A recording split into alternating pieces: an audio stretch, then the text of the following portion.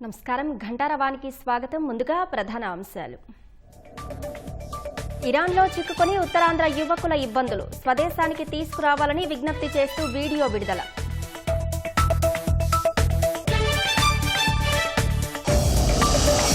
కాకినాడ జిల్లాలో కొనసాగుతున్న బాలిక మిస్సింగ్ మిస్టరీ, సిహెచ్ అగ్రహారంలో 4వ రోజు డ్రోన్లతో జల్లెడ.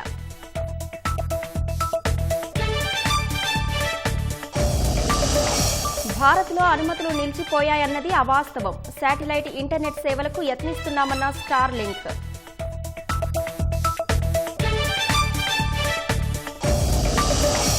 దాడి ప్రతిదాడులతో అట్టుడుకుతున్న మధ్య ప్రాచ్యం, అమెరికా స్థావరాలపై టెహరాన్ క్షిపణుల ప్రయోగం.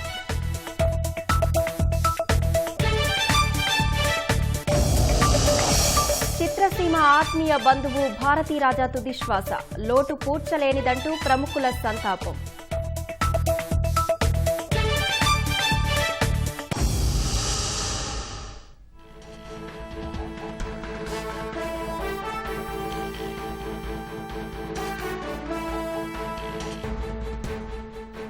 తెనాలి తూర్పు కాల్వకట్ట రోడ్డులో మంత్రి నాదెండ్ల ఆకస్మిక పర్యటన చేశారు. ఆదేశించిన ఆర్టీసీ బస్టాండ్ వద్ద వ్యర్థాలు తొలగించకపోవడంతో సిబ్బందిపై ఆగ్రహం వ్యక్తం చేశారు.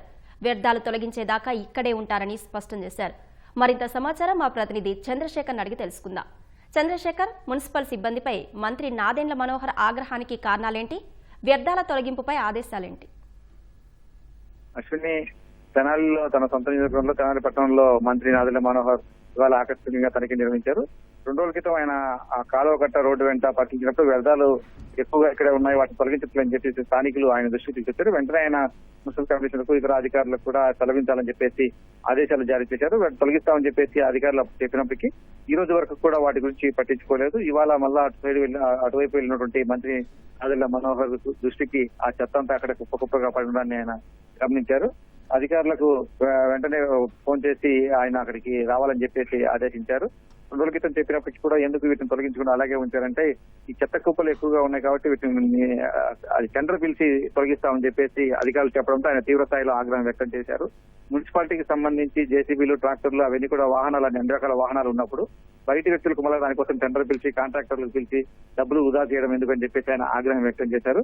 వెంటనే ఈ చెత్త ఇక్కడి నుంచి తొలగించాలి, అప్పటి వరకు తాను ఇక్కడే ఉంటానని చెప్పేసి ఆ కాలువ కట్ట వెంట ఉన్నటువంటి అడుగు పైన ఆయన కూర్చున్నారు. దీంతో మున్సిపల్ కమిషనర్ వీళ్ళందరూ కూడా అక్కడికి హడావుడిగా అక్కడికి చేరుకున్నారు. ముందుగా మున్సిపల్ కమిషనర్ వీళ్ళకి చేసినప్పటికీ మీటింగ్ లో ఉన్నానని చెప్పి సమాధానం వచ్చింది. దీంతో ఆయన ఆగ్రహం వ్యక్తం చేశారు. 2 రోజుల క్రితం చెప్పిన పని ఇప్పుడు పూర్తి చేయకుండా ఇంకా ఏం చేస్తున్నారు, ఎవరికొకరికి పురమాయించి ఆ పని పూర్తి చేయాలి కదా అని చెప్పేసి ఆయన కమిషనర్ కూడా నిలదీశారు. రకరకాల పనుల కోసం తమ బదిలీలు కావచ్చు, పోస్టింగ్లు ఈ సమయంలో మున్సిపల్ అధికారులు అందరూ కూడా చుట్టూ తిరిగి అన్ని రకాల తమకు ఇష్టమైన చోట, తమకు అనువైన చోట పోస్టింగ్లు అయితే వేయించుకున్నారు. కానీ పనులు చేయడానికి ఎందుకు వచ్చిన ఇబ్బంది ఏంటని చెప్పేసి ఆయన తీవ్ర స్థాయిలో ఆగ్రహం వ్యక్తం చేస్తూ అధికారులను నిలదీసినటువంటి పరిస్థితి. వెంటనే ఇక్కడి నుంచి వాటిని తొలగించాలని చెప్పేసి ఆయన అధికారులను ఆదేశించడంతో మున్సిపల్ కమిషనర్ అలాగే ఇతర అధికారులు దానికి సంబంధించిన చర్య అయితే ప్రస్తుతానికి చేపట్టారు. అశ్విని, ధన్యవాదాలు చంద్రశేఖర్.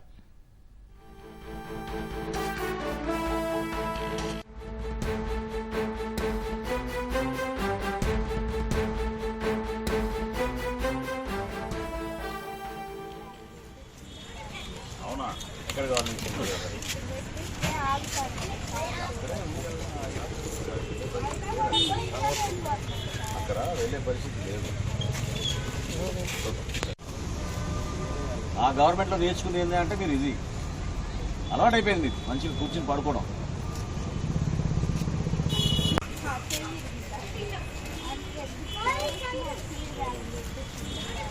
అవునా, ఎక్కడ గవర్నమెంట్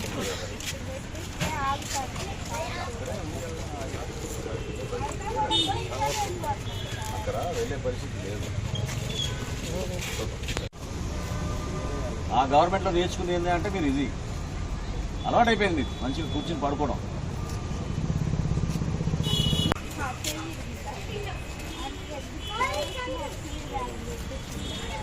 అవునా, ఎక్కడ గవర్నమెంట్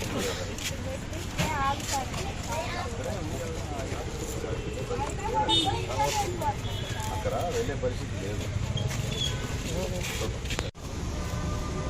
ఆ గవర్నమెంట్లో నేర్చుకుంది ఏంటి అంటే మీరు ఇది అలవాటైపోయింది మీకు మంచిగా కూర్చొని పడుకోవడం.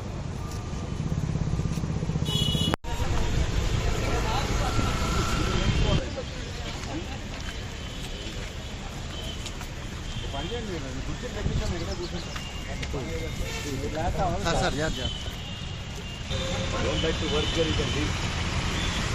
Okay, na? Don't behave like that. Duty లేకుండా కాన్షియస్నెస్ లేకుండా ఎందుకు పని చేస్తారు?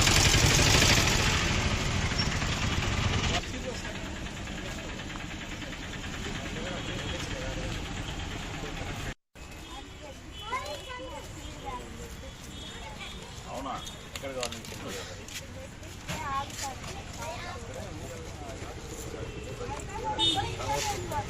అక్కడ వెళ్ళే పరిస్థితి లేదు. ఆ గవర్నమెంట్లో నేర్చుకుంది ఏంటి అంటే మీరు ఇది అలవాటైపోయింది మీకు మంచిగా కూర్చొని పడుకోవడం.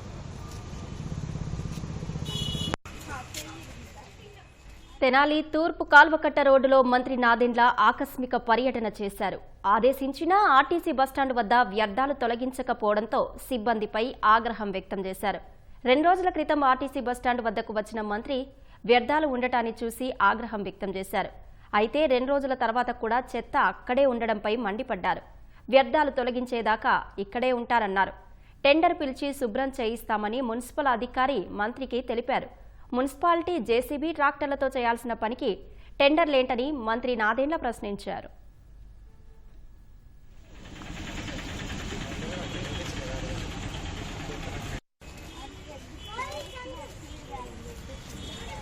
అవునా? ఎక్కడ కావాలి?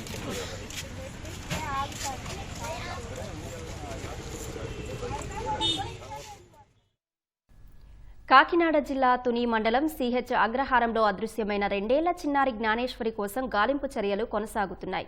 స్థానికుల సాయంతో పోలీసులు అదృశ్యమైన చిన్నారి కోసం 4వ రోజు గాలిస్తున్నారు. ఎస్డీఆర్ఎఫ్, అటవీశాఖ, స్థానిక పోలీసులంతా చిన్నారి కోసం వెతుకుతున్నారు. డ్రోన్ కెమెరాల సాయంతో కొండపైన జల్లెడ పట్టారు. ఆటో యూనియన్లు, లోకల్ వాట్సాప్ గ్రూపుల ద్వారా విచారణ సాగుతోంది. 150 మంది సిబ్బంది 10 బృందాలుగా ఏర్పడి గాలింపు చర్యలు చేపట్టారు. రోజులు గడుస్తున్న కొద్దీ తల్లిదండ్రుల్లో ఆందోళన పెరుగుతోంది. తమ పాప క్షేమంగా తిరిగి రావాలని ఆశతో వారు ఎదురు చూస్తున్నారు. పాప 3 రోజులుగా ఎక్కడుంది? నీరసంగా ఉండడంతో ఏమైనా ఇబ్బందులు ఏర్పడ్డాయా? ఎందుకు కుక్క అందరిపై దాడి చేసేలా ప్రవర్తిస్తుందని కోపంలో పోలీసులు ఆరా తీస్తున్నారు.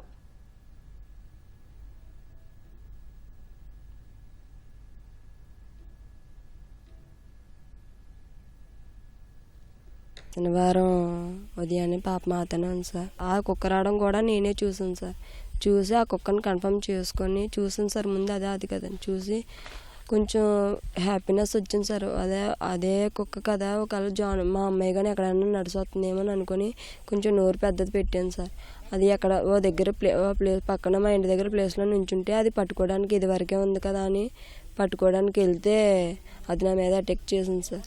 అటాక్ చేయడంతో మళ్ళీ వీళ్ళందరూ జనాలందరూ దాని దగ్గరికి రావడం వల్ల మళ్ళీ మిస్ అయిపోయింది సార్ కుక్క. ఆ కుక్కను ఎంతవరకు పరిగెట్టిందో అంతవరకు జనాలు వెళ్ళారు సార్.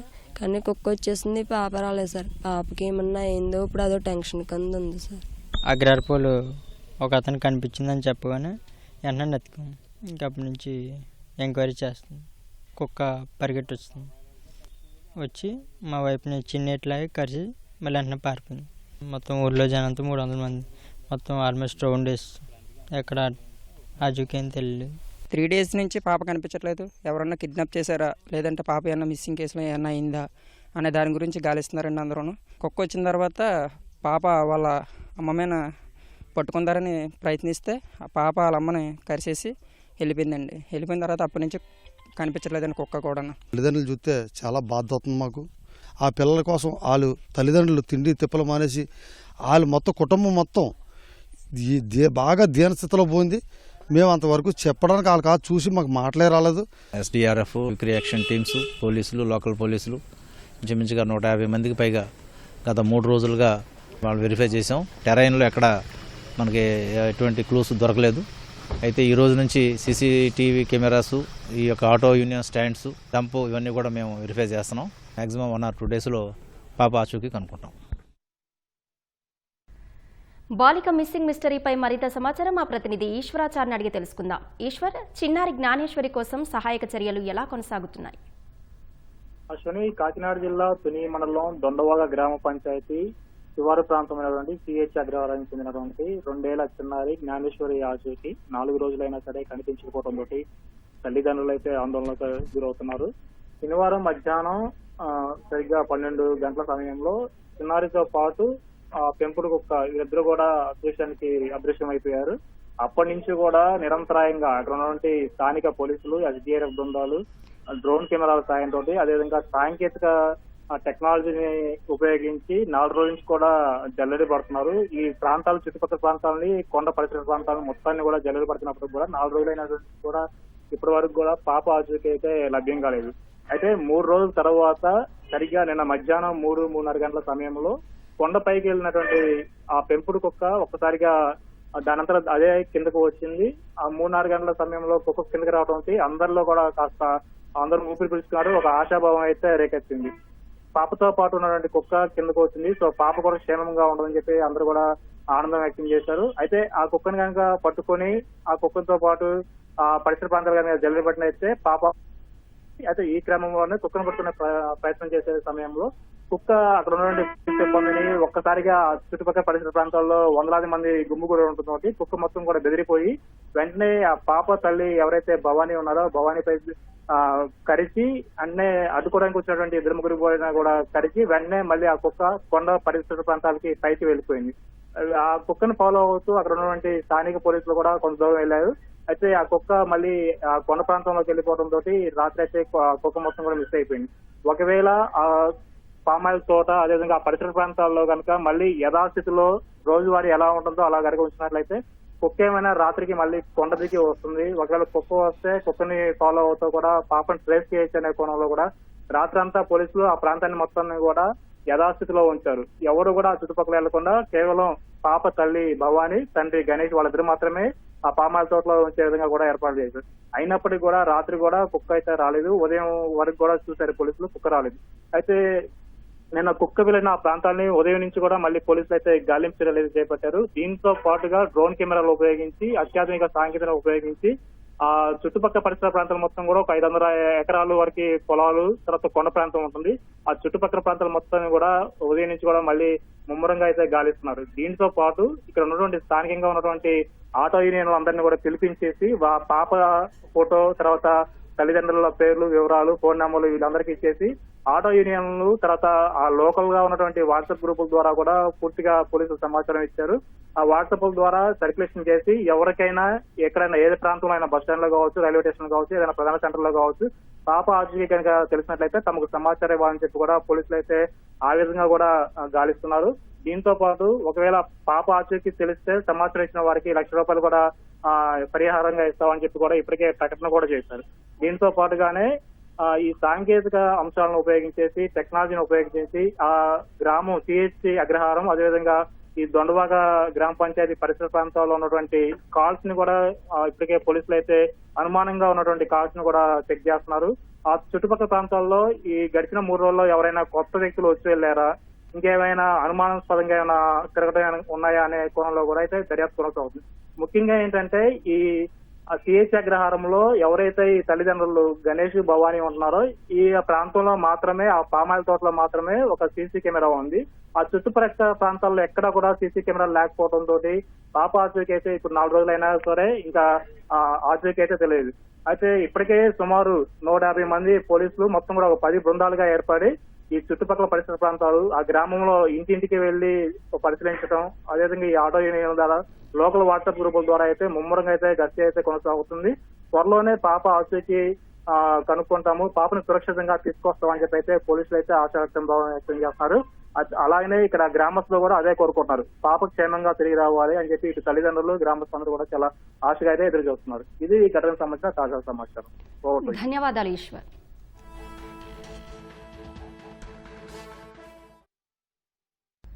ఇరాన్లో 6 నెలలుగా ఇబ్బందులు పడుతున్నామని ఉత్తరాంధ్రకు చెందిన 5 యువకులు వీడియో పంపారు. విజయనగరం జిల్లా చింతపల్లి పంచాయతీకి చెందిన కొమర సోమరాజు వివరాలను వెల్లడించారు.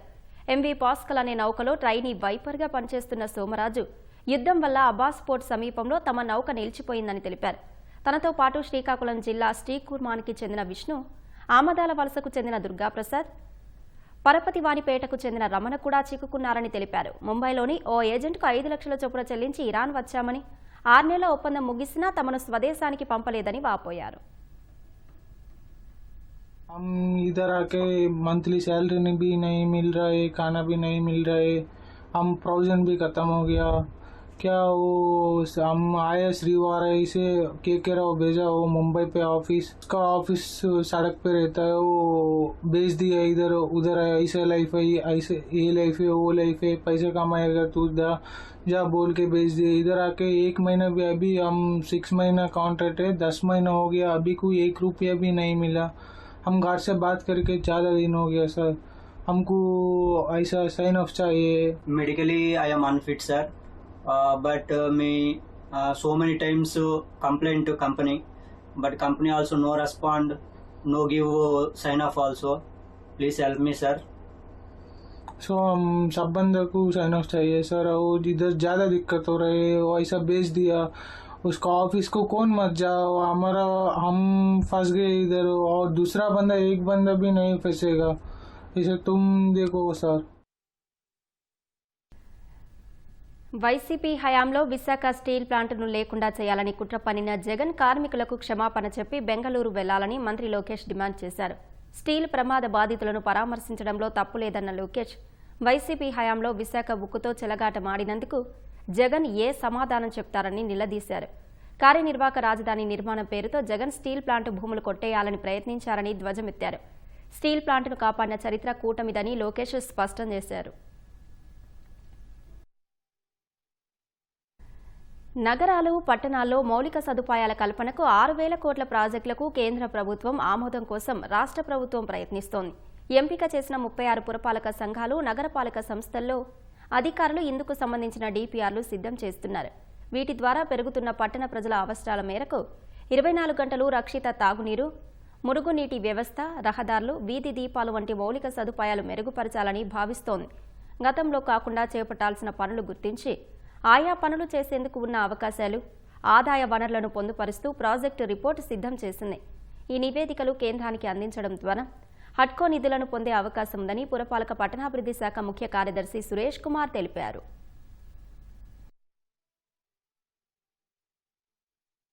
ఇప్పుడు government of India urban challenge fund అనే ఒక స్కీమ్ని లాస్ట్ ఇయర్లో గవర్నమెంట్ ఆఫ్ ఇండియా ప్రకటించడం జరిగింది. ఇది ఎలా అంటే వచ్చే 10 సంవత్సరాల్లో 4 లక్షల కోట్లతో దేశం మొత్తం government of India various urban infra project sanction చేస్తున్నాము. దీనిలో 25% గవర్నమెంట్ ఆఫ్ ఇండియా గ్రాంట్ రూపంలో, అంటే 1 లక్ష కోట్లు గ్రాంట్ రూపంలో ఇస్తారు.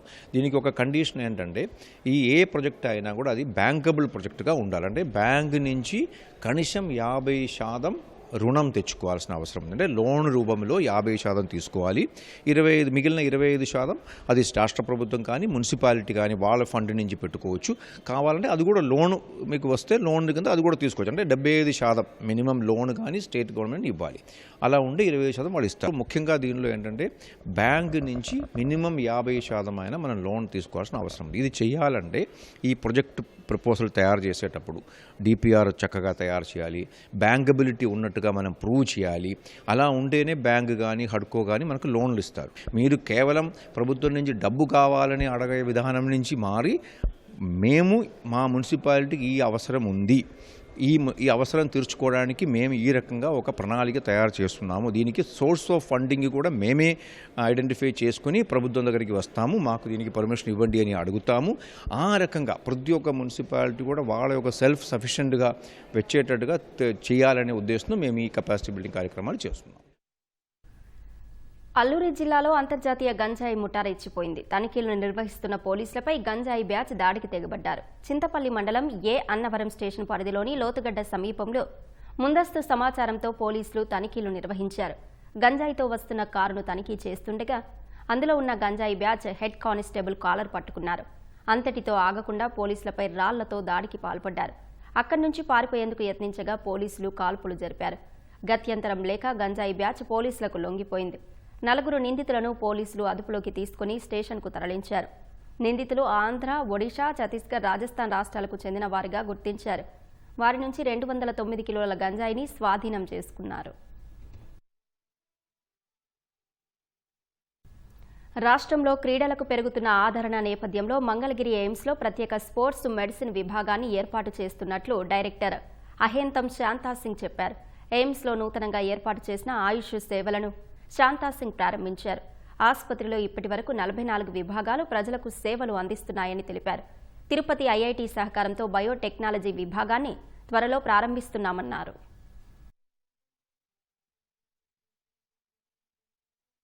We are starting the Ayush department. We have already appointed the 2 medical Ayush consultants, one from the Ayurvedic and one from the homeopathics. So we will be appointing another 2 more doctors also. And not only that, we will be able to utilize this Ayush building, which is already constructed long back. And this will be benefit so many people here. We have 45 departments, including the biotechnology, right? For biotechnology, we are going to tie up with the IIT Tirupati. So there we'll have the different course. Markapuram జిల్లా కొమరోలు మండలం సర్వారెడ్డిపల్లిలో దారుణం జరిగింది. కట్టుకున్న భర్తే భార్య పాలిట కాలయముడయ్యాడు. కుటుంబ కలహాల నేపథ్యంలో భార్యను భర్త గొడ్డలితో నరికి చంపాడు. ఉదయం బహిర్భూమికి వెళ్లిన మరియ జ్యోతిని భర్త దావీదు గొడ్డలితో నరికి హత్య చేశాడు. ఘటనా స్థలికి చేరుకుని పోలీసులు వివరాలు సేకరిస్తున్నారు.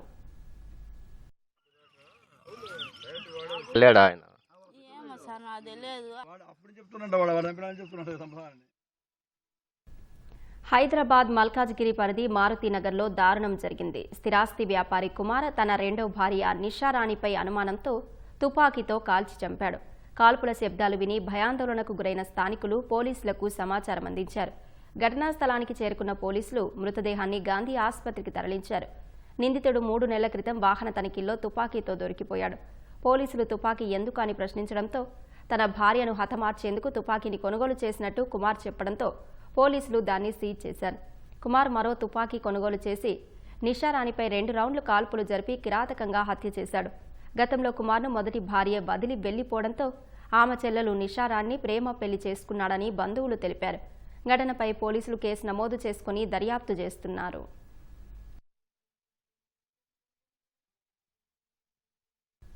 విశాఖ స్టీల్ ప్లాంట్ ప్రమాదంలో మరో కార్మికుడు మృతి చెందాడు. 3 రోజులుగా మృత్యుతో పోరాడుతున్న కాంట్రాక్ట్ కార్మికుడు పైడిరాజు 7 హిల్స్ ఆసుపత్రిలో చికిత్స పొందుతూ ఈ ఉదయం తుదిశ్వాస విడిచారు. గంగవరంలో కేబుల్ ఆపరేటర్గా ఉంటూనే స్టీల్ ప్లాంట్లో కాంట్రాక్ట్ కార్మికుడిగా పనిచేస్తూ కుటుంబాన్ని పోషించుకుంటున్న పైడిరాజుకు భార్య 2 కుమారులు ఉన్నారు. ప్రమాదం జరిగినప్పుడు పైడిరాజును అంబులెన్స్లో ఆసుపత్రికి తరలిస్తుండగా బాగా చదువుకోండంటూ తన కుమారులకు సూచిస్తున్న వీడియో ఇప్పుడు వైరల్ అవుతోంది.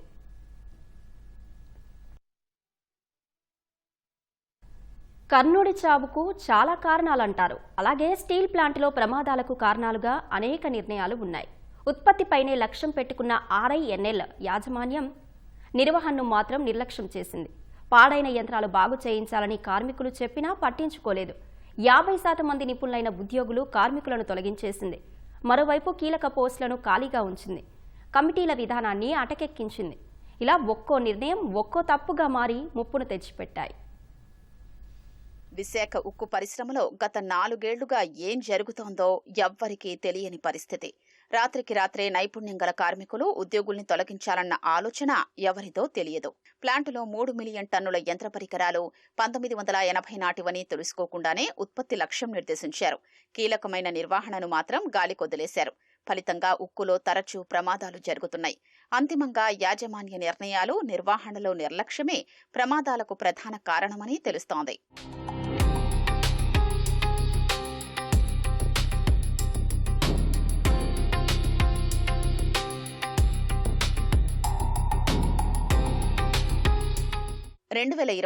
ఎన్నికల్లో రాష్ట్రం, కేంద్రంలో కూటమి ప్రభుత్వం ఏర్పడడంతో స్టీల్ ప్లాంటు ప్రైవేటీకరణకు అడ్డుకట్టపడింది. గతేడాది జనవరిలో 11,400 కోట్ల భారీ ప్యాకేజీని కేంద్రం ప్రకటించింది. అయితే ఈ ప్యాకేజీలో షరతులు పెట్టి ఇచ్చారన్న విషయం ఉద్యోగులకు తెలియదు. నిధుల్లో సింహభాగం బ్యాంకు అప్పులు తీర్చడానికి, మిగిలిన వాటిలో సరఫరాదారుల బకాయిలు, స్వచ్ఛంద పదవీ విరమణ తీసుకున్న వారికి సుమారు 500 కోట్లు కేటాయించారు. 3 ఏళ్లుగా మూసి ఉంచిన 3వ బ్లాస్ట్ ఫర్నేస్ ను వెంటనే ప్రారంభించాలని కేంద్ర ఉక్కు శాఖ అధికారులు ఆదేశించారు. అప్పటి వరకు పనిచేయని విభాగాల్ని, అప్పటికే పాడైన కీలకమైన కోక్ ఓవెన్ విభాగానికి ఎలాంటి మరమ్మతులు చేయలేదు. అధిక ధరలకు ముడి సరుకును బయట మార్కెట్లో కొనుగోలు చేసి అనుకూలంగా లేని వర్షాకాలం ముందు ఫర్నేస్ను ప్రారంభించారు.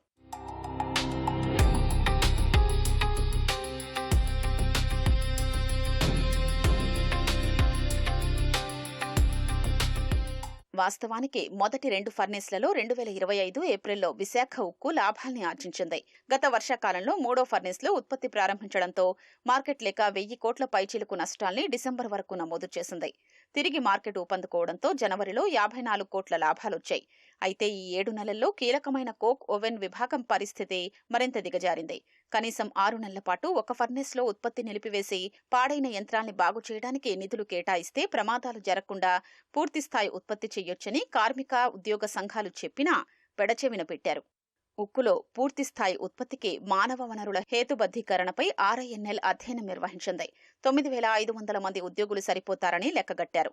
తదనుగుణంగా 50% మంది నిపుణులైన అధికారులు, కార్మికుల్ని తొలగించేశారు. వీఆర్ఎస్ పేరుతో కొందరిని సాగనంపారు. దేశంలో ఎక్కడా లేని విధంగా ఉత్పత్తి ఆధారంగా జీతాల చెల్లింపులు గతేడాది నవంబర్ నుంచి ప్రారంభించారు. ప్రధాన విభాగాల్లోని అధికారులు 12 గంటలు విధులు నిర్వహించాలని ఆదేశాలిచ్చారు. ప్లాంటులో జనరల్ మేనేజర్లు 50 మంది ఉండాల్సి ఉండగా ఒక్కరే ఉన్నారు. 15 మంది ఎగ్జిక్యూటివ్ డైరెక్టర్లు ఉండాల్సిన చోట 4 ఏళ్లుగా ఒక్కరూ లేరు. కీలకమైన డైరెక్టర్ పర్సనల్ పోస్టు ఖాళీగా ఉంది. గతంలో భద్రత, ప్రొడక్షన్, షాప్ ఫ్లోర్ కమిటీలు అన్ని విభాగాల్లో పనిచేసేవి. ఈ కమిటీల్లో కార్మికులు, అధికారులు సభ్యులుగా ఉండేవారు. ఎక్కడ ప్రమాదం జరిగినా మునుముందు అలాంటివి జరగకుండా సలహాలు, సూచనలు ఇవ్వడమే కాకుండా అవి అమలయ్యేలా చేసేవారు. గత 4 ఏళ్లుగా ఈ విధానం అటకెక్కింది. టోటల్ మెయింటెనెన్స్ కాంట్రాక్ట్ కింద RMHP కోకోవెన్లో పలు బ్యాటరీలు, సింటర్ ప్లాంట్లో 1, 2 మిషన్స్ SMS-1లను ప్రైవేటుకు అప్పగించారు. ఆయా పనులు దక్కించుకున్న ఏజెన్సీలు నైపుణ్యం లేని కార్మికుల్ని నియమించాయి. ఈ SMS-1లోనే ఇప్పుడు ప్రమాదం చోటు చేసుకుంది. శవ రాజకీయాల కోసం జగన్ విశాఖ పర్యటనకు రావడం దారుణమని ఎంపీ కలిశెట్టి అప్పలనాయుడు మండిపడ్డారు. 5 ఏళ్ల పాలనలో విశాఖ ఉక్కును ధ్వంసం చేసిన వ్యక్తి ఇప్పుడు కార్మిక కుటుంబాలకు ఎలా సానుభూతి తెలుపుతారని ప్రశ్నించారు. ఉత్తరాంధ్ర ప్రజలకు క్షమాపణ చెప్పాకే విశాఖలో పర్యటించాలని డిమాండ్ చేశారు. ఉత్తరాంధ్ర ప్రజానీకానికి 5 కోట్ల ఆంధ్రులకి క్షమాపణ చెప్పి విశాఖ అడుగుపెట్టవలసిన అవసరం ఉంది. ఎందుకంటున్నాను ఈ విషయం అంటే, విశాఖ ఉక్కు ఆంధ్రులకు నినాదంతో వచ్చిన విశాఖ ఉక్కుని 5 ఏళ్లు మీ పరిపాలనలో పూర్తిగా నిర్వీర్యం చేసి పూర్తిగా 600 రోజులు కార్మికులు, ఉద్యోగస్తులు అక్కడ ధర్నాలు చేస్తే, కనీసం నిరసన చేస్తే మీరు కానీ, మీ మంత్రులు కానీ, మీకు సంబంధించిన పార్టీ లీడర్స్ కానీ ఎవరు అటు చూడకుండా ఈరోజు మొత్తం వ్యవస్థని, స్టీల్ ప్లాంట్ వ్యవస్థని నాశనం చేయడానికి మీరు కంగారు కట్టుకున్న మీరు ఈరోజు శివరాజకీయాల కోసం విశాఖ స్టీల్ ప్లాంట్ని చూడడానికి వస్తానని రావడం అనేది ఒక దురదృష్టకరమైన సంఘటన. ఇది దీన్ని జగన్మోహన్ రెడ్డి ఖచ్చితంగా జవాబు చెప్పాలి. వేరే వాళ్ళకి అమ్మడానికి మీరు చేసిన ప్రయత్నాలకి ఉత్తరాంధ్ర ప్రజానీకానికి తెలుసు, ఈ రాష్ట్ర ప్రజానీకానికి తెలుసు. అదే సమయంలో అక్కడున్న 4000 ఎకరాల ల్యాండ్ని కూడా మీరు కబ్జా చేయడానికి మీరు ఎంత ప్రయత్నం చేశారో చాలా మంది తెలిసిన విషయం. మీరు రియల్ ఎస్టేట్ చేద్దాం అనుకున్నారు అక్కడ, అది కూడా ప్రజలు మర్చిపోలేదు. అయినా సరే మీకు కావాల్సింది ఏంటంటే శివరాజకీయాలు. ఎవరైనా ఇబ్బంది కలిగితే వాదార్చడం వేరు, దాని ద్వారా రాజకీయాలు చేసి ప్రయోజనం పొందాలని ఆలోచించే విధానం దుర్మార్గం విషయం కూడా ఈ సందర్భంగా తెలియజేసుకుంటాను. వేసవి సెలవుల్లో పిల్లలకు ఆటలే కాదు సామాజిక విజ్ఞానం కూడా అవసరమేనని భావించిన ఎన్టీఆర్ జిల్లా పోలీసులు వినూత్న కార్యక్రమం ఏర్పాటు చేశారు. విద్యార్థులకు ట్రాఫిక్ పై అవగాహన కల్పించేందుకు సమ్మర్ క్యాంపు నిర్వహించారు. ట్రాఫిక్ సిగ్నల్స్, రోడ్డు ప్రమాదాలు జరిగినప్పుడు తీసుకోవాల్సిన చర్యలు, ట్రాఫిక్ నిబంధనలపై అవగాహన కల్పిస్తున్నారు.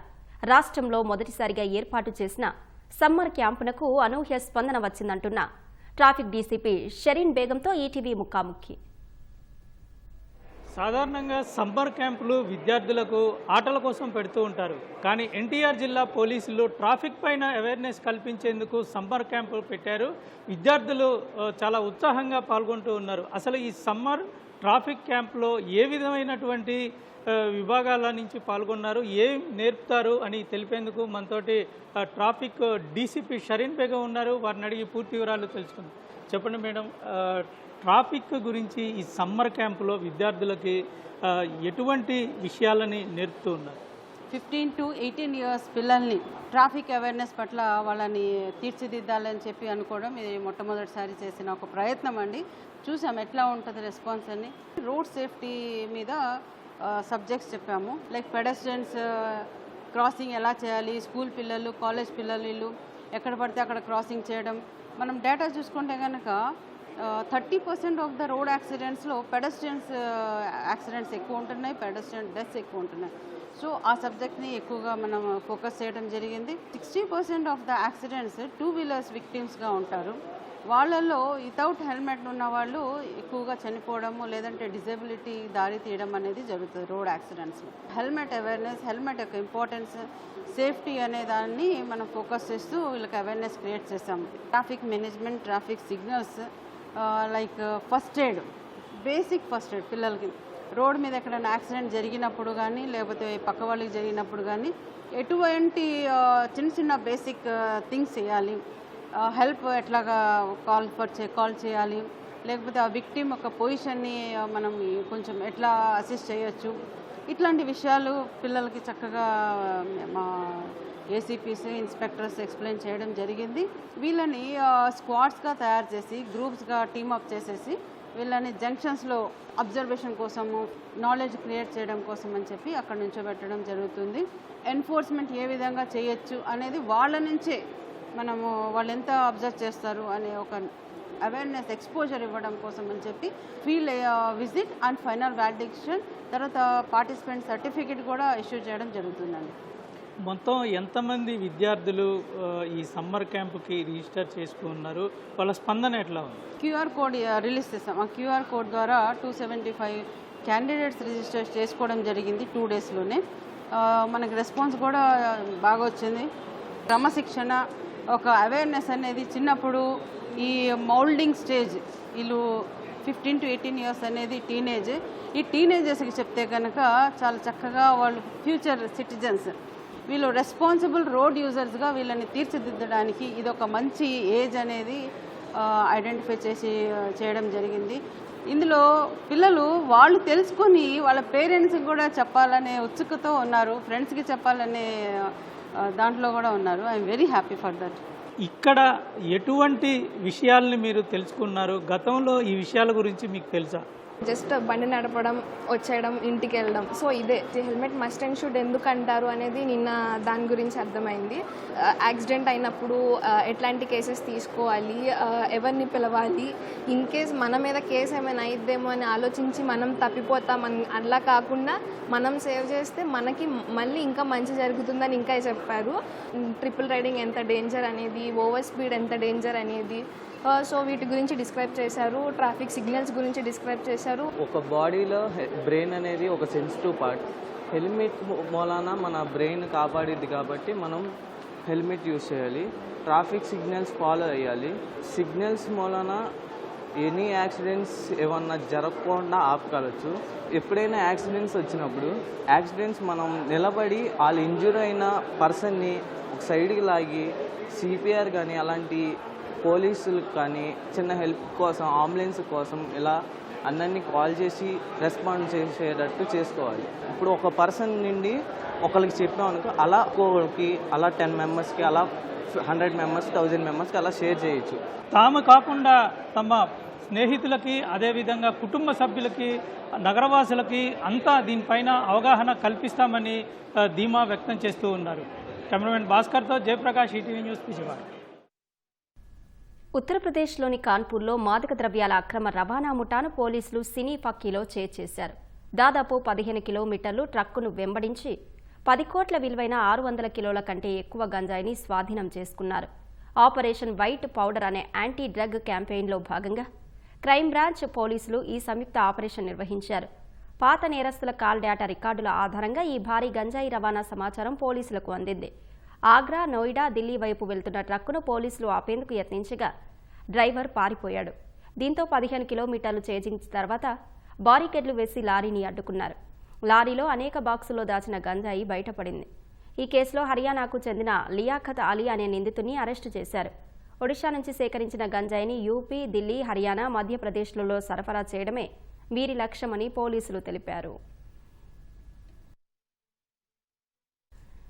పాకిస్తాన్ ఆఫ్ఘనిస్తాన్ మధ్య సరిహద్దు మరోసారి ఎరుపు రంగు దాల్చింది. ఆఫ్ఘనిస్తాన్ భూభాగంపై పాకిస్తాన్ జరిపిన వైమానిక దాడుల్లో 13 మంది మరణించగా మరో 14 మంది గాయపడ్డారు. ఆఫ్ఘాన్ ప్రావిన్సులైన ఖోస్ట్, కునార్, పక్తికా లక్ష్యంగా పాక్ ఈ దాడులకు తెగబడింది. మరణించిన వారిలో 11 మంది పిల్లలు, ఒక మహిళ, ఒక వృద్ధుడు ఉన్నారని తాలిబాన్ ప్రతినిధి జబీహుల్లా ముజాహిద్ వెల్లడించారు. పాకిస్తాన్లోని ఖైబర్ పఖ్తూన్ఖ్వా ప్రావిన్స్లో తాలిబాన్లు సైనిక చెక్పోస్టుపై చేసిన దాడికి ప్రతీకారంగానే ఈ వైమానిక దాడి చేసినట్లు పాక్ వర్గాలు తెలిపాయి.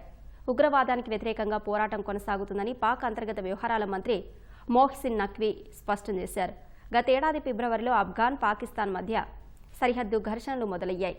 ఇప్పటి వరకు ఇరువైపులా 100 మంది ప్రాణాలు కోల్పోయారు. పాకిస్తాన్ వ్యతిరేక ఉగ్రవాదులకు తాలిబాన్లు ఆశ్రయం కల్పిస్తున్నారంటూ ఇస్లామాబాద్ ఆరోపిస్తోంది.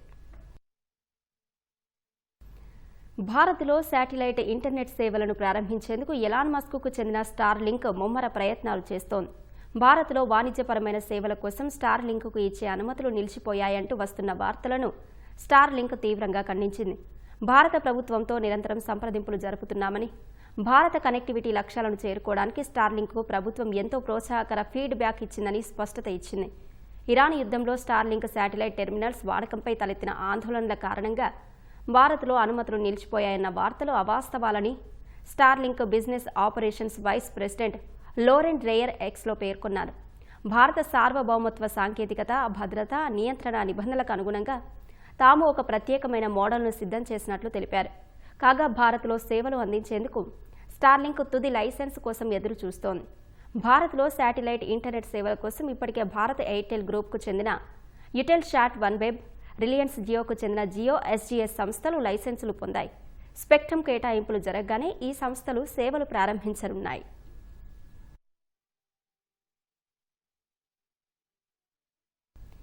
మిడిల్ ఈస్టులో యుద్ధం మళ్లీ ముంచుకొచ్చింది. అమెరికా దాడులు, ఇరాన్ ప్రతీకార దాడులతో గల్ఫ్ రీజియన్ అట్టుడుకుతోంది.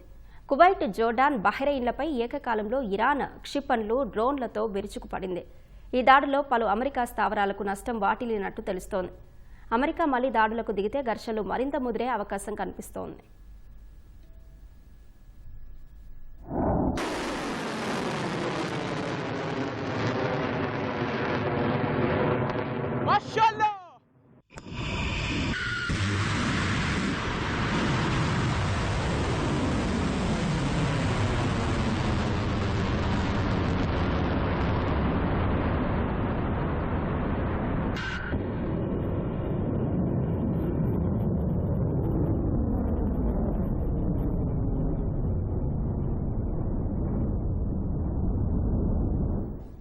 గల్ఫ్లో 2 నెలలుగా కొనసాగుతున్న బలహీనమైన సంధి బద్దలైంది. హర్మోజ్ సమీపంలో అమెరికా అపాచీ హెలికాప్టర్ ఇరాన్ డ్రోన్ను ఢీకొని కూలిపోవడంతో తాజా ఉద్రిక్తతలు మొదలయ్యాయి.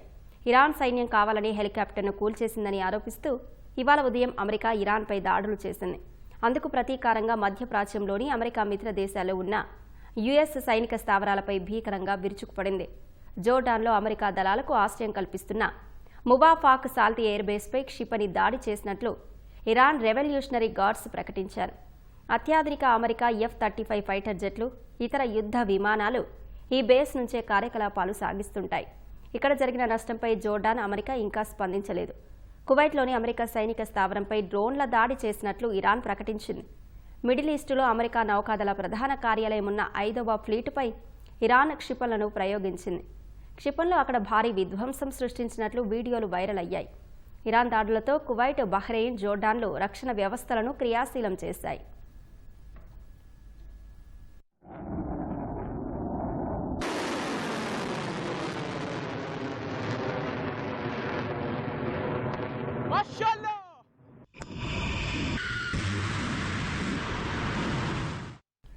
హర్మోజ్ సమీపంలో అమెరికా అపాచీ హెలికాప్టర్ ఇరాన్ డ్రోన్ను ఢీకొని కూలింది. అందులోని 2 పైలట్లు సురక్షితంగా బయటపడ్డారు.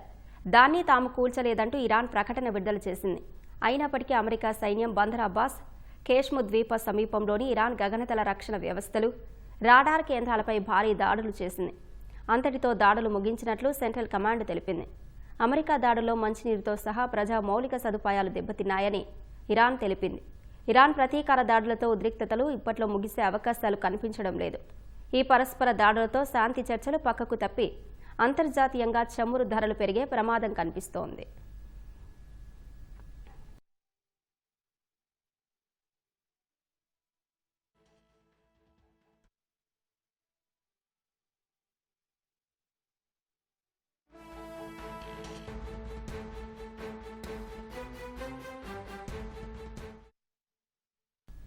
పుస్తకాలపై ఉన్న మక్కువతో ఓ ఆటో డ్రైవర్ తన ఆటోనే గ్రంథాలయంగా మార్చాడు. స్మార్ట్ ఫోన్లు, సోషల్ మీడియా కారణంగా యువత పుస్తక పఠనంలో ఉండే మాధుర్యం తెలుసుకోలేకపోతోందన్న ఆ ఆటో డ్రైవర్ వారిని ఈ అభిరుచి వైపు మళ్లించేందుకే తన వంతు బాధ్యతగా ఈ ఆలోచనకు శ్రీకారం చుట్టినట్లు చెబుతున్నాడు. కర్ణాటక బంట్వాల్ నగరం అడ్జిబెట్టు ప్రాంతానికి చెందిన సుశాంత్ ఆటో నడుపుతూ జీవనం సాగిస్తున్నాడు. చదువంటే ఆసక్తి ఉన్నప్పటికీ అనివార్య కారణాల వల్ల డ్రైవర్గా మారిన సుశాంత్కు పుస్తక పఠనంపై మక్కువ మాత్రం పోలేదు. అందుకే తన ఆటో ప్రయాణికులు గమ్యస్థానానికి చేరే వరకు పుస్తకాలతో కాలక్షేపం చేయాలని ఆయన ప్రోత్సహిస్తున్నాడు. ఆటోని విజ్ఞాన వాహనంగా మార్చేందుకు ఆయన చేసిన చిరు ప్రయత్నం ఇప్పుడు అందరి ప్రశంసలు అందుకుంటోంది. పిల్లల కథలు, నవలలు, దేశభక్తి కథనాలు, స్ఫూర్తిదాయక రచనలను ఆటోలో అందుబాటులో ఉంచారు సుశాంత్.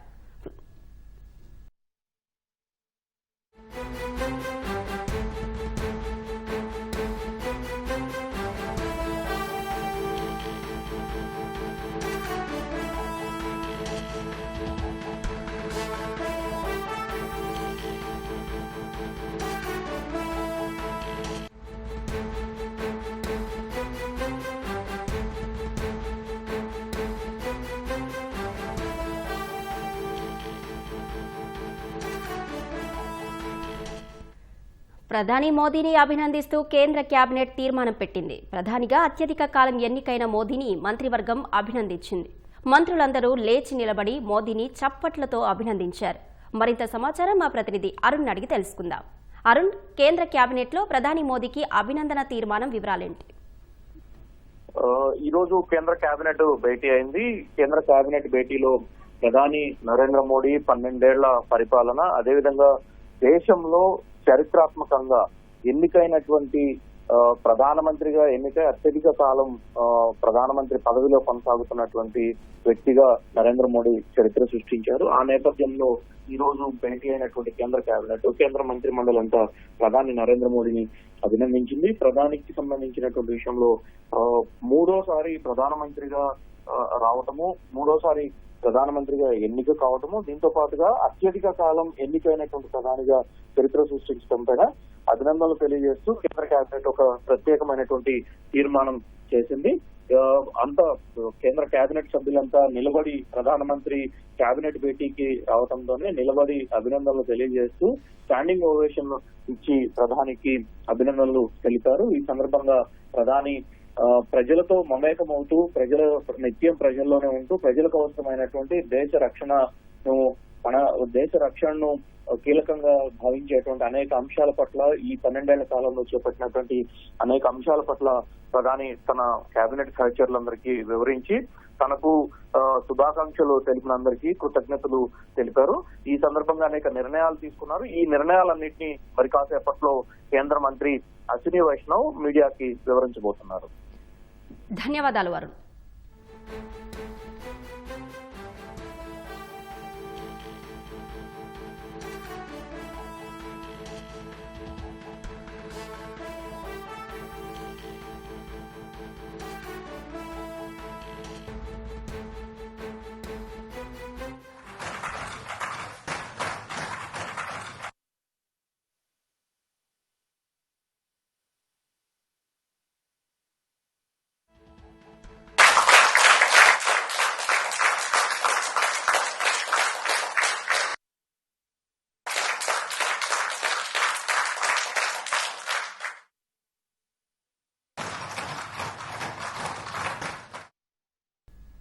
స్వరాభిషేకం కార్యక్రమం ద్వారా దర్శక దిగ్గజాలను సత్కరించింది ఈటీవీ. ఈ సందర్భంగా దర్శకుడు, నటుడు భారతీ రాజాను ప్రత్యేకంగా సన్మానించింది.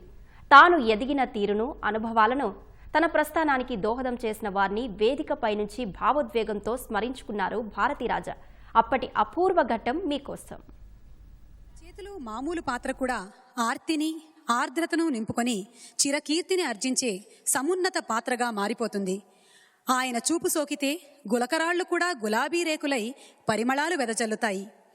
ఆయన గుండె సెవ్వడి వింటే మామూలు మాటలు కూడా పాటల పూలతోటలై, కలల కెరటాలై ప్రవహిస్తాయి. ఆయన చిత్రాన్ని రూపొందిస్తే గొంగళి పురుగులు కూడా రంగురంగుల సీతాకోక చిలకలై విహరిస్తాయి. ఇప్పుడు ఈ స్వరాభిషేకం వేదికపై మనందరి ప్రేమాభిషేకాన్ని అందుకోనున్నారు దర్శక దిగ్గంతి. ఈయన పేరు చెబితే ఏ లోకాన ఉన్న పుల్లయ్య గారు, పుట్టಣ್ణ గారులు వంటి మేటి దర్శకులు గర్వంతో ఉప్పొంగిపోతారు. ఈ లోకాన్న ఉన్న భాగ్యరాజా వంటి దర్శకులు శిరస్సు వంచి నమస్కరిస్తారు. ఈయన తీసినటువంటి చిత్రాల సంఖ్య 3 పదుల పైబాటే.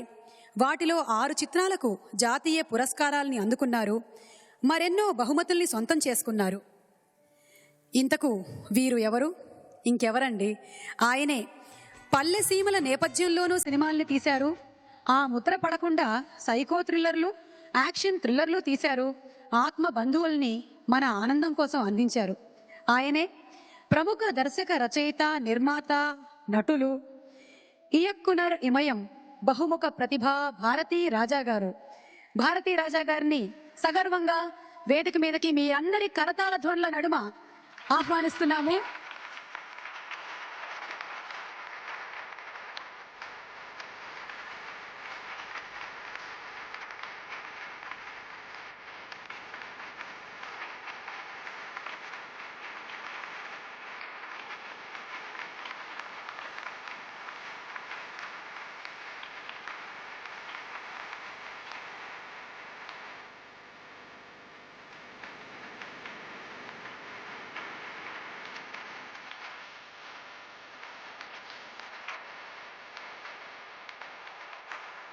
I'm sorry, I don't know how to, because when people excited in emotions, very difficult to get words.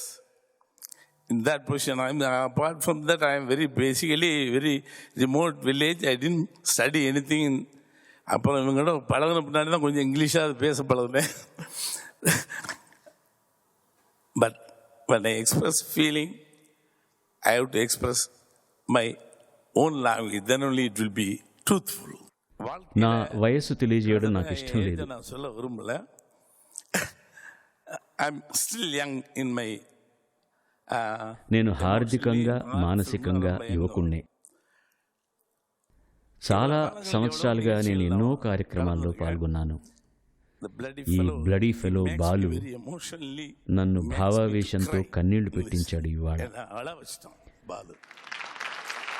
కళాకారులు చాలా సున్నిత మనస్కులు, సులభంగా అనుభూతులకు లోనవుతారు. బాలు ఫ్లాష్ బ్యాక్లో విషయాలన్నీ చెప్పినప్పుడు నాకు గుండె గొంతుకులో అడ్డుపడింది. నన్ను మాట్లాడమంటారని, మాట్లాడగలనని అనుకోలేదు. రామోజీరావు గారికి కృతజ్ఞతలు. మేము తమిళులం దురదృష్టవంతులం సార్. మీలాంటి వ్యక్తి మాకు తమిళనాడులో లేకపోవడం దౌర్భాగ్యం. నాకు గనక అవకాశం వస్తే రామోజీరావు గారిని కిడ్నాప్ చేసి ఇలాంటి అద్భుతమైన సినిమా నగరాన్ని అక్కడ ఆయన చేత నిర్మింపజేసి తర్వాత వదిలిపెడతాను. తమిళనాడు ఇలాంటి గొప్ప నిర్మాణం చేయడంలో విఫలమైంది. నేను హాలీవుడ్లో చాలా స్టూడియోలు చూసి విస్తుపోయి మనం ఎప్పటికీ ఆ స్థాయికి చేరగలం అని అనుకుంటున్నప్పుడు రామోజీ ఫిల్మ్ సిటీ చూసి హాలీవుడ్ ఈ స్థాయికి ఎప్పుడు వస్తుంది అన్న అభిప్రాయం కలిగింది. ఇంత చోటు ఎలా సంపాదించారో, ఈ స్టూడియో ఎలా కట్టారో. సార్, మీ హృదయంలో ఒక కళాకారుడు కొలువై ఉన్నాడు. మీది చాలా పెద్ద మనసు. మీ ఫిల్మ్ సిటీ కంటే కూడా విశాలమైంది. మాకు ఈర్ష్య మీలాంటి ఓ వ్యక్తి మాకు లేడీ అని. సార్, యథార్థం చెబుతున్నాను. కళా ప్రయోజనాన్ని ఆశించి కానివ్వండి, లేక వ్యాపారార్థం కానివ్వండి, మీరు వేసే ప్రణాళికలు ఆంధ్రప్రదేశ్కు కానుకలు కావచ్చేమో కానీ మీరే ఒక అద్భుతమైన కానుక రాష్ట్రానికి. ఇక్కడ ప్రతి ఒక్కళ్ళు వేసే ప్రతి అడుగులో, ప్రతి మారుమూల అందమే. కార్యక్రమమే చూడండి, అందంగా, ఆహ్లాదంగా, నిబద్ధతతో చేశారు. దేవుడు ఎవరికి అర్హత ఉందో వారినే ఎంపిక చేసుకుంటాడు కొన్ని మంచి పనులు చేయడానికి. ఆయన మిమ్మల్ని ఎంచుకున్నాడండి. తమిళంలో అయితే ఇంకా అందంగా చెప్పగలమేమో. నాకు తెలిసిన ఆంగ్లంలో అస్తవ్యస్తంగా మాట్లాడుతున్నాను అనుకుంటాను. ఈ మహానుభావుల సరసన నాకు స్థానం ఇచ్చారు. నాకు ఆ అర్హత ఉందో లేదో తెలియదు. శంకరాభరణం చూసి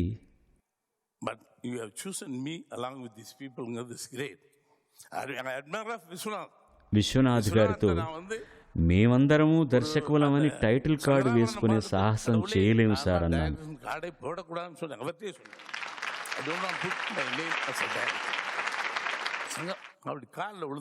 నేను ఇళయరాజా ఆయన కాళ్ళ మీద పడ్డాం. నమ్మండి, బాపు గారు గొప్ప మనిషి, గొప్ప వ్యక్తి. ఆయన సినిమాలో ఒక్కొక్క ఫ్రేము ఒక కళాఖండం. ஒவ்வொரு ஃப்ரேமும் பெயிண்டிங் மாதிரி. என் காலத்தில் I studied lot from that Babu Balachander. Balachander సినిమా భీష్మ పితామహుడు. అంతులేని కథ చూసి ఆయనకు ఉత్తరం రాశాను.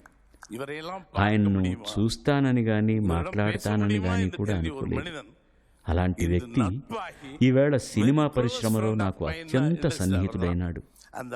ఇది దేవుడిచ్చిన వరం నాకు. ఈ ముగ్గురి సరసన నన్ను మీరు కూర్చోపెట్టడం మా అమ్మా నాన్న చేసుకున్న పుణ్యం. థ్యాంక్స్ రా బాలు. நீங்க சூஸ் பண்ணி எனக்கு இவ்வளவு பெரிய முகடத்தை 6 ஜனாதிபதி விருது, 4 జాతీయ పురస్కారాలు, 4 తమిళనాడు ప్రభుత్వ పురస్కారాలు, ఇంకా ఎన్నో అవార్డులు పొందాను. కానీ ఈ ముగ్గురి సరసన నేను కూర్చోవడం అనేది నా జీవితంలో నేను పొందిన అత్యున్నతమైన గౌరవం. మితిమీరిన సంతోషం భరించలేకపోతున్నాను రాబాలు.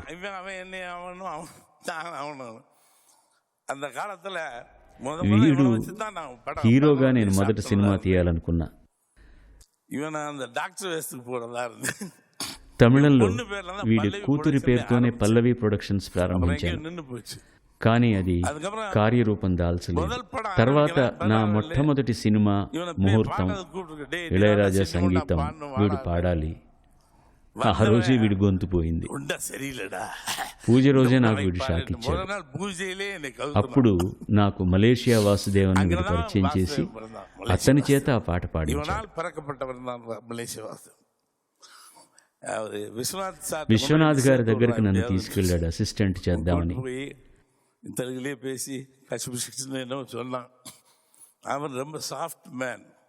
ఆయన చాలా మృదువుగా సమయం వచ్చినప్పుడు తప్పక చేర్చుకుంటానన్నాడు. తర్వాత పుట్టన్న దగ్గర చేర్చాడు.